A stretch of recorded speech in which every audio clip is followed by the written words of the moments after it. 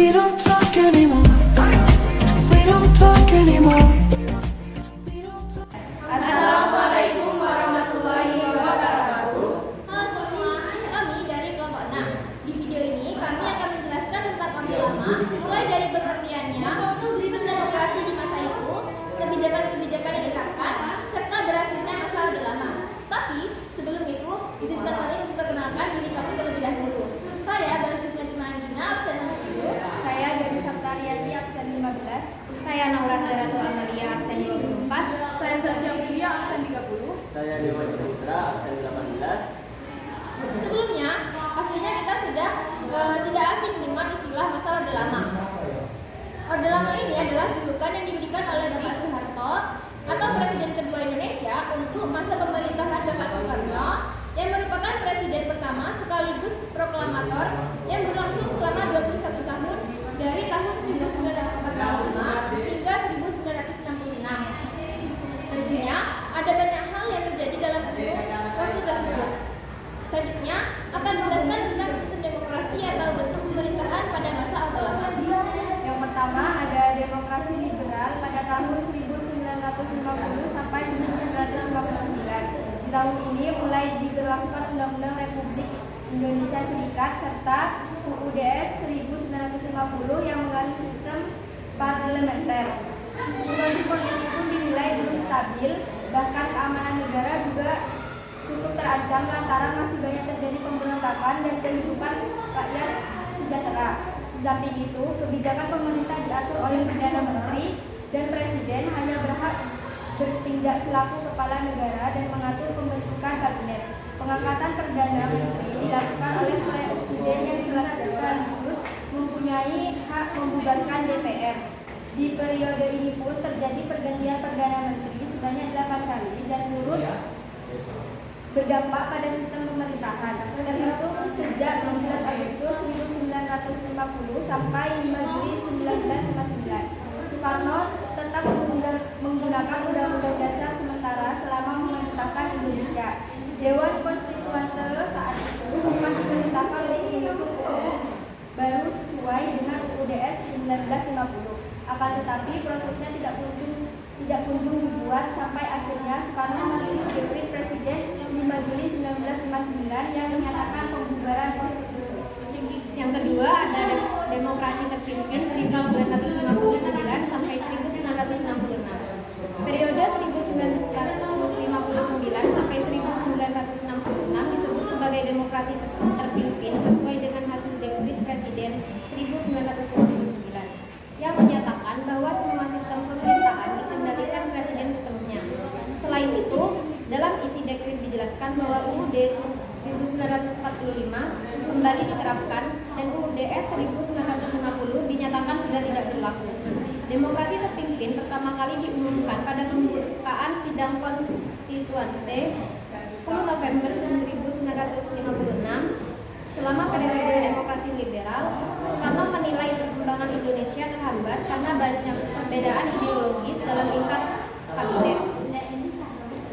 Dengan dimulainya demokrasi terpimpin, Soekarno mulai mengotak kembali parlemen baru dan membubarkan parlemen lama. Kemudian, satuan tentara juga dilibatkan dalam perpolitikan negeri sebagai kelompok fungsional. Bersamaan dengan masuknya PKI untuk menyeimbangkan, meski menurut Soekarno adanya campur tangan PKI bisa menjadi penyeimbang. Nyatanya, pilihan itu banyak ditentang. Sayangnya kehadiran PKI tersebut justru menimbulkan konflik yang berujung pada puncak peristiwa G30S PKI pada 30 September 1960. Apa saja kebijakan pada masa Orde Lama? Yang pertama ada pembebasan Irian Barat. Kebijakan pertama yang muncul pada masa pemerintahan Orde Lama adalah pembebasan Irian Barat. Kebijakan ini terjadi pada 1961 dengan dikeluarkannya 3 komando rakyat atau Tripora yang berisi yang pertama menggagalkan pembentukan negara boneka Papua, yang kedua kibarkan bendera merah putih di Irian Barat, yang ketiga bersiap untuk mobilisasi umum guna mempertahankan kemandirian dan kesatuan tanah air dan bangsa. Dikeluarkannya Tripora membuat bangsa Indonesia tidak lagi mengupayakan menggunakan cara diplomasi dengan Belanda, sehingga bangsa Indonesia sudah siap untuk menemui segala resiko yang terjadi. Peristiwa ini juga melibatkan Amerika Serikat yang terbentuk perjanjian New York, yaitu penyelenggaraan menentukan pendapat rakyat atau TPRA. Dengan begitu masyarakat Papua diminta memberikan suara ingin menjadi bagian dari Indonesia atau Belanda. Akhirnya Irian Barat resmi menjadi bagian dari Indonesia pada tahun 1963. Yang kedua, proyek mercusuar. Kebijakan kedua yang dilakukan pada masa pemerintahan pertama adalah proyek mercusuar. Proyek ini dilakukan dengan melakukan pembangunan di ibu kota dengan tujuan memberikan fasilitas GANEVO atau Games of General Energy Forces. GANEVO merupakan ajang olahraga yang menjadi tandingan dari Olimpiade dan sebagai bentuk menunjukkan diri pada dunia internasional kalau Indonesia adalah bangsa yang besar. Pada proyek itu ada 6 bangunan yang dibuat, yaitu Stadion GBK, Model Indonesia, Jembatan Semanggi, Monumen Selamat Datang, Monas, dan gedung DPR atau MPR. Namun sayangnya proyek ini justru membuat perekonomian Indonesia memburuk. Yang ketiga, NASACOM. Kebijakan lain adalah NASACOM yang merupakan singkatan dari nasionalisme, agama, dan komunisme yang dikeluarkan pada tahun 1999 dengan sistem pemerintahan demokrasi terpimpin. Soekarno menggagas konsep NASACOM sebagai cara melakukan perbedaan ideologi politik. Setelah dibentuk, NASACOM pun juga mulai dikenalkan hingga pada sidang umum PBB di New York pada 30 September 1960, namun konsep itu tidak berhasil dan gagal. Yang keempat, Manipur Usdek. Ada juga kebijakan yang disebut dengan Manipur Usdek, yaitu manifestasi politik, Undang-Undang Dasar 1945, Sosialisme Indonesia, Demokrasi terpimpin, Ekonomi terpimpin, dan Kepribadian Indonesia. Manipur Usdek merupakan sebuah doktrin politik yang dibuat oleh Soekarno melalui pidato yang disampaikan pada 17 Agustus 1959. Munculnya Manipur Usdek berkaitan dengan pemilu tahun 1955 yang tidak menghasilkan apapun. Selain itu, persaingan antar politik terus terjadi dan keadaan ekonomi juga menurun.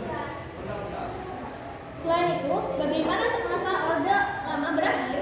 Pada saat itu, Bapak Soekarno kehilangan popularitas karena terdapat kabar bahwa kedekatannya dengan PKI sehingga membuat rakyat khawatir akan berubahnya bentuk negara menjadi negara komunis. Akhirnya, Bapak Soekarno pun menyerahkan jabatannya pada Pak Soeharto sebagai pemimpin baru, serta menjadi tanda bahwa masa Orde Lama telah berganti menjadi masa Orde Baru. Sekian presentasi dari kelompok kami, kurang lebihnya mohon maaf. Wassalamualaikum warahmatullahi